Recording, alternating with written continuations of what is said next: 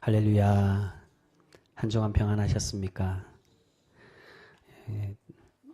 저는 기도해 주시고 걱정해 주신 덕분에 스리랑카 헌당 예배를 잘 마치고 돌아왔습니다.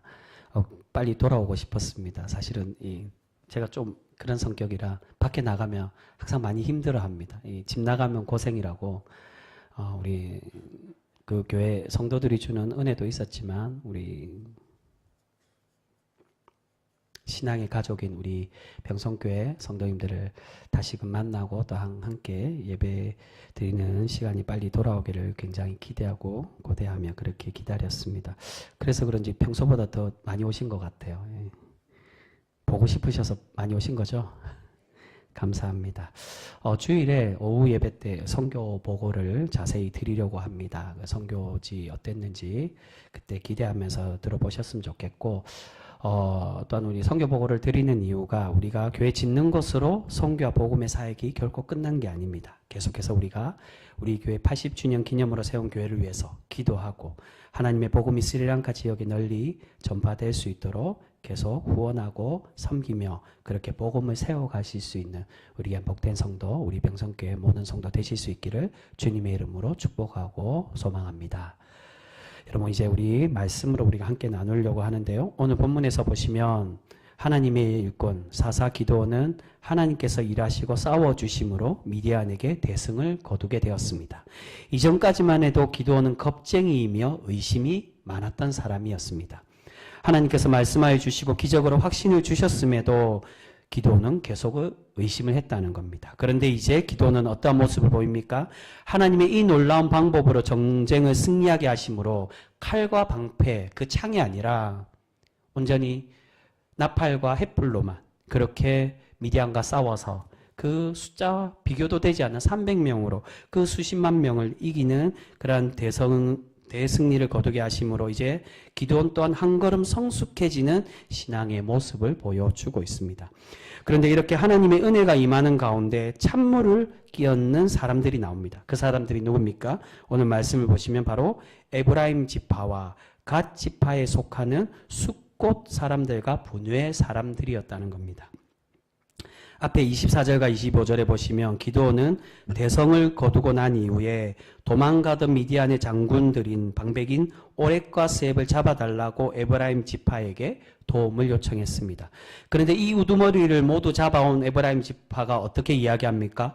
왜 전쟁을 하면서 자신들을 부르지 않고 이제야 와서 도움을 요청하냐고 기드온에게 불평을 하고 있는 것을 볼 수 있습니다. 우리 1절 말씀, 오늘 본문 말씀입니다. 1절 말씀 같이 읽겠습니다. 시작.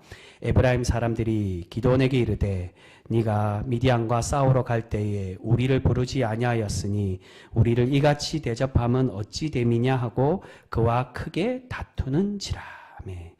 여러분, 사사기에 나오는 12사사들은 이스라엘을 전체 다 다스리는 지도자가 아니었습니다.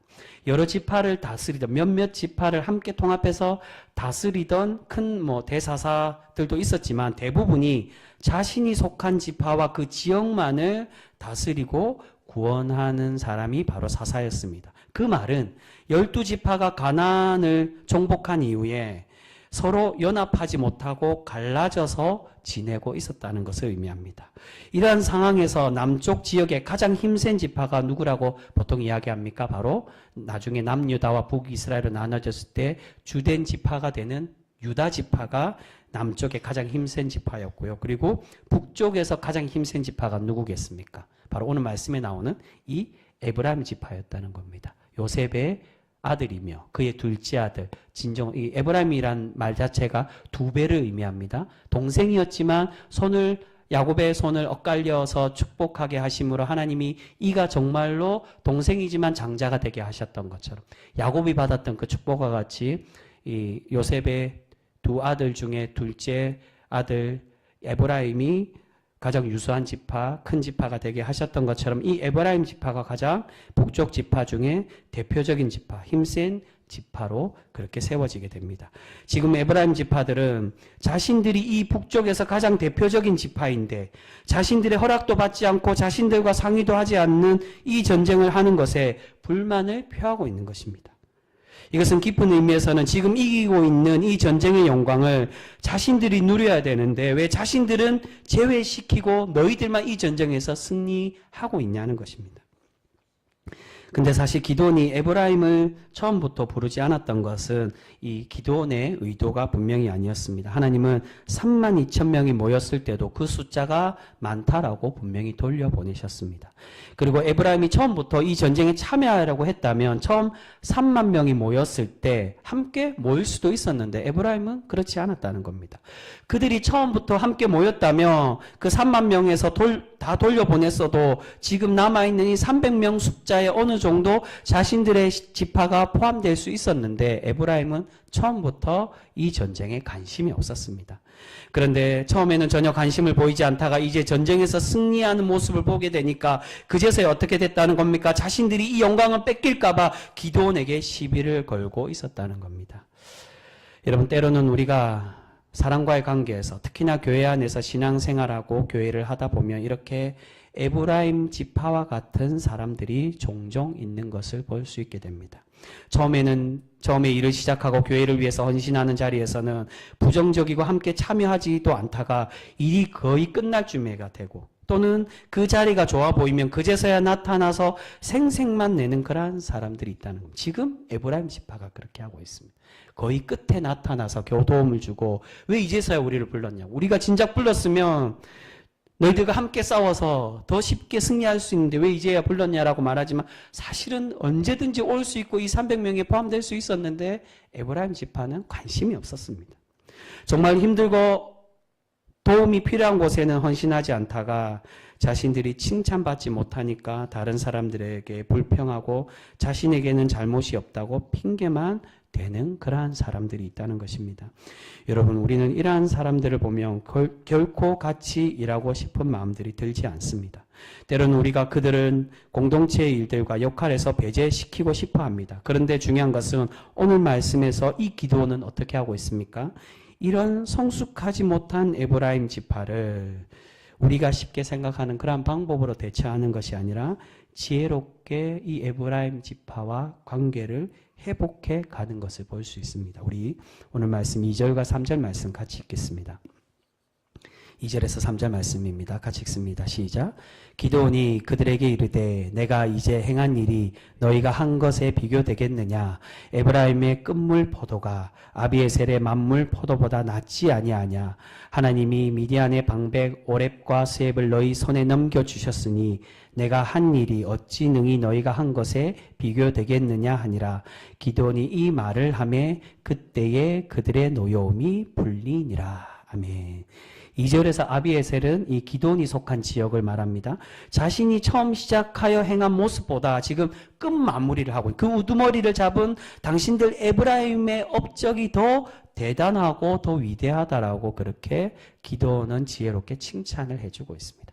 사실 누가 봐도 이 결과로 보면 수십만을 싸워서 이긴 이 기드온의 300용사가 더 대단한 업적을 남기고 큰 일을 행한 것은 누구나 다 알 수 있습니다. 그런데 기드온은 자신을 자랑하지 않고 이 분쟁이 생길 수 있는 이 에브라임과의 관계를 회복하기 위해 도리어 그들을 더 지켜세우고 칭찬하며 그들을 위로하고 있는 것을 볼 수 있습니다.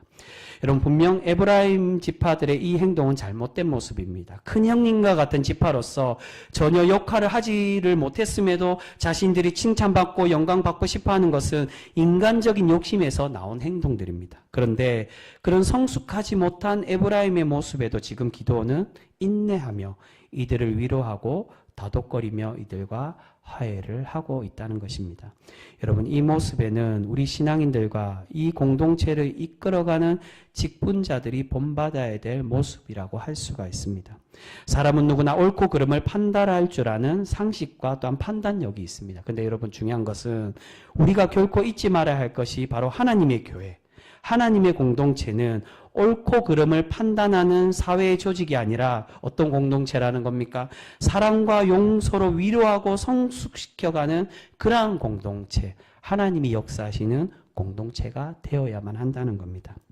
여러분, 만일 우리가 정말로 정확하게 판단하고 법원에서 하는 것처럼 그렇게 정죄한다면 과연 우리 중에 누가 그 판단을 피해갈 수 있는 사람이 있겠습니까? 여러분 앞에 서 있는 목회자인 저를 비롯해서 하나님 앞에 죄 없다고 자부하고 당당하게 자신을 나타낼 수 있는 사람은 그 누구도 없을 것입니다. 그럼에도 우리 하나님은 어떻게 하신다는 겁니까? 비록 그렇게 주님 앞에 주님의 그 판단과 하나님의 정의 앞에 볼 때 부족하고 연약하고 정죄받을 수밖에 없는 그런 부족한 자이지만 주님은 우리의 부족함을 보지 않으시고 우리를 사랑하시고 용서해 가고 계신다는 겁니다. 하나님이 우리에게 원하시는 건 하나님의 공동체에서 우리가 세상이 말하는 세상의 가치로 정죄하고 기준을 나누고 판단하고 정죄하길 원하는 것이 아니라 지금 이 기도원이 보여주고 있는 것처럼 서로 용서하고 화해와 화합으로 교회를 세워가기를 원하고 계시는 줄 믿습니다. 여러분 지금 기도원은 처음에 연약하고 부족한 사사의 모습에서 이제는 그 연약한 모습에 벗어나 이제 지파들을 아우르고 포용할 줄 아는 그러한 지도자로 성숙해 가고 있는 것을 볼 수 있습니다. 그런데 문제는 오늘 이 에브라임의 이 사건 이후에 이어서 어떤 일이 나옵니까? 숫곳과 분우의 사람들에게는 처음에 에브라임에게 보였던 모습과 다르게 강하게 징벌하는 것을 볼 수 있습니다. 7절에 보시면 숫곳은 들가시와 찔레로 너희의 살을 찢을 것이라고 말하고 9절에 분우엘은 너희들의 망대를 헐어버리겠다라고 위협하고 있습니다. 이 말은 너희들 그렇게 강하게 징벌하고 책망하겠다 그 말이 아니라 너희들을 죽이겠다라고 그렇게 강하게 경고를 하고 있는 것입니다. 여러분 앞에서 기도원은 에브라임을 용서하고 위로하며 연합하는 공동체의 모습을 보입니다. 그런데 직후에 이들은 너무나도 무섭게 징벌을 하고 있습니다. 사실 이것은 에브라임과 숫곳의 사람들과 분우엘의 사람들의 상황이 다르기 때문에 이렇게 징벌하는 것이라고 볼 수 있습니다. 우리 오늘 함께 읽은 말씀 4절에서 6절까지 말씀 왜 다르냐 그 모습을 보여주고 있습니다. 4절, 5절, 6절 말씀 우리 같이 읽겠습니다. 시작. 기드온과 그와 함께한 자 300명이 요단강에 이르러 건너고 비록 피곤하나 추격하며 그가 숫곳 사람들에게 이르되 나를 따르는 백성이 피곤하니 청하건대 그들에게 떡덩이를 주라. 나는 미디안의 왕들인 세바와 살문나의 뒤를 추격하노라 하니 숫곳의 방백들이 이르되 세바와 살문나의 손이 지금 내 손 안에 있다는 거냐 어찌 우리가 내 군대에게 떡을 주겠느냐 하는지라. 여러분 지금 기드온과 300명의 용사들은 남은 미디안을 쫓아가면서 지치고 피곤한 상태에 있었습니다. 그래서 같은 동족인 사실 이 숫곳이라고 말하고 분우엘이라고 말하지만 이 요단 동편에 있는 사람들입니다. 같은 동족입니다. 이 갓지파에 속한 사람들입니다. 이 같은 동족인 숫곳 사람들에게 먹을 것을 달라고 요청했습니다. 그런데 이들이 어떻게 이야기하며 거절합니까? 미디안의 왕들이 지금 너희 손에 들어오고 있냐라고 이미 붙잡았냐라고 비아냥거리고 있었다는 겁니다. 이 말에는 숫곳 사람들의 기회주의적인 모습이 담겨져 있는 표현입니다. 지금 기드온의 군사들은 요단강을 건너서 동편까지 미디안을 추격하고 있습니다. 이 두 지역인 숫곳과 분우엘, 이 분우엘이 분이엘과 같은 지역입니다. 분우엘이라고 말하지만 이 사사기에 보면 이 사토리가 이제 나중에 조금씩 나옵니다. 분우엘은 분이엘을 말합니다. 이 야곱이 이 둘 다 야곱과 관련된 지역인데 야곱이 하나님을 대면하고 야복강가에서 싸워서 하나님의 얼굴을 베었다. 분이엘이라고 고백하여 이름 붙인 그곳을 말합니다. 근데 이 숫곳과 이 분우엘이 이들은 갓 지파에 속한 도시였지만 요단 동편은 또한 미디안과 인접해 있는 지역이었다는 겁니다. 그러니까 아직도 1만 5천 명이나 남아있는 미디안을 겨우 이 300명으로 쫓아가고 있는 기드온을 믿지 못하고 혹시나 기드온이 미디안을 이기지 못하고 실패하며 자신들과 인접해 있는 이 미디안과의 관계를 걱정하고 이들에게 화를 당할까봐 기드온의 요청을 거부하고 있었다는 겁니다. 자신들의 기회주의적인 생각으로 자신들과 상관없는 같은 동족이 아닌 저 미디안을 두려워해서 자신의 동족이 요청하고 있는 하나님이 세운 그 사사의 요청에 거부하여 어느 쪽이 이기고 있는지 그 이긴 그 결과에 따라 내가 도움을 줘야지라고 그렇게 생각하며 지금 기드온의 요청을 거부하고 있었다는 겁니다. 여러분, 아브라함은 자신의 집에 왔던 3명의 손님이 처음에는 하나님인 줄 모르고 그저 자신의 집을 지나가는 나그네로만 생각을 했습니다. 하지만 아브라함이 그 3명 하나님과 하나님의 사람이 함께 지나갈 때 어떻게 그들을 맞이합니까? 아무리 객이라고 생각해도 포대접하고 그렇게 그들을 멸시한 것이 아니라 풍성하게 이 객들을, 손님들을 대접하는 것을 볼 수 있습니다. 아브라함은 결코 객이라고 해서 멸시하거나 선을 악으로 갚는 사람이 아니옵니다. 그런 아브라함에게 하나님은 어떤 은혜를 베풀어 주고 계십니까? 그로부터 1년 이후에, 그제서야 하나님이 명확하게 말씀합니다. 네가 1년 이후에 이삭을 낳을 것이라고 하나님은 축복하시며 약속해 주고 계십니다. 그런데 숫꽃과 분이의 사람들은 나그네라도 대접해야 되는데 자신들과 같은 동족을 거부했고, 그것도 부정한 목적으로 자신들의 안위를 위해서 두 나라의 힘을 견줘보면서 자신들에게 유리한 쪽을 선택하려고 그러한 부정한 생각을 하고 있었다는 겁니다. 여러분, 이런 모습 때문에 기드온은 아무리 자신과 같은 동족이라도 이들의 불손한 생각과 행동에 징벌을 하고 있었다는 것입니다. 그래서 지금 기드온이 징벌하는 사람들이 각 지파 전체가 아니라 어떻게 이해합니까? 이들의 지파 전체를 이야기하지 않고 숫꽃과 분우엘에 있는 일부 이 동족을 처단하는 것으로 그렇게 설명을 하고 있습니다. 각 지파 전체를 처단한 것이 아니라 이 두 도시, 두 성읍을 그렇게 책망을 하고 있습니다. 여러분, 오늘 말씀을 통해 하나님께서 우리에게 원하시는 신앙의 모습이 있습니다. 그것은 첫 번째로 우리가 하나님의 역사와 은혜가 임하는 곳에 오늘 말씀에 나오는 에브라임과 또한 숫꽃과 분이의 사람들처럼 찬물을 끼얹고 공동체를 시험에 들게 하는 사람이 되어서는 안 된다는 것입니다. 지금 아무리 기드온이 에브라임 지파에 성숙되지 못한 이들의 모습을 용서하고 이해하며 품어주고 있지만 이 모습은 결코 하나님의 공동체로서 가지지 말아야 될 그러한 잘못된 모습이라는 것입니다. 우리가 자칫 잘못하면 에브라임과 같이 용서받고 그저 작은 실수와 같은 그 모습을 가질 때도 있지만 이것이 더욱 심해지고 더욱 욕심을 부리다 보면 오늘 징벌을 당하고 있는 숫꽃과 분엘과 같이 그런 책망받는 사람들로 그렇게 더 많이 변질되어질 수도 있다는 겁니다. 오늘은 용서받았지만 에브라임과 같이 이러한 실수에도 용서받았지만 언제 어느 순간에 더 많은 욕심과 더 많은 우리의 그런 악한 마음 때문에 숫꽃과 분열과 같이 하나님께 책망받는 사람이 될 수밖에 없다는 것입니다. 그리고 오늘 말씀 통해 하나님께서 우리에게 권면하는 교훈 주시는 말씀, 그 두 번째로 우리는 아무리 우리 공동체에서 연약하고 실수하더라도 그것을 나의 판단과 나의 정의로 정죄해서는 안 된다는 것입니다. 여러분, 많은 경우 진짜 적은 밖에 있는 것이 아니라 바로 우리 내면에 있는 경우들이 많이 있습니다. 만약 기드온이 밖에 적인 미디안은 잘 무찔렀지만 내면의 적이 될 수 있는 이 에브라임을 잘 더덕거리지 못했다면 아마 더 큰 분쟁과 더 큰 어려움을 겪을 수밖에 없었을 것입니다. 우리는 의외로 큰 문제, 큰 적은 잘 무찌르고 잘 해결하지만 작은 문제, 작은 적, 우리 내면에 있는 문제는 소홀히 할 때가 많이 있다는 것입니다. 그래서 저번에 말씀드린 것처럼 솔로몬이 우리에게 어떻게 권면합니까? 아가서에서 작은 여우를 잡으라고 우리에게 교훈합니다. 우리 내면과 우리 안에 있는 내면의 적, 우리의 작은 문제를 잘 해결해서 우리의 공동체를 아름답게 세워가는 그러한 거룩한 성도, 하나님의 복된 하나님의 그러한 백성이 되기를 우리에게 원하고 계시는 줄 믿습니다. 여러분, 여기서 중요한 것은 우리 공동체 안에 실수하고 성숙하지 못한 사람들을 이해하고 품어주는 것도 필요하겠지만 가장 먼저 무엇이 필요하다는 겁니까? 우리 자신이 다른 이들에게, 우리 교회, 우리 공동체에게 은혜를 방해하는 공동체의 시험거리가 되지 않도록 노력하는 그러한 우리의 모습이 분명히 필요하다는 것입니다. 여러분, 신앙인이라고 해서, 하나님 믿는다고 해서, 교회 들어왔다고 해서 악한 생각 안 하고 실수하지 않고 죄악된 모습, 범죄의 모습, 그런 것을 결코 안 한다라고 할 수가 없습니다.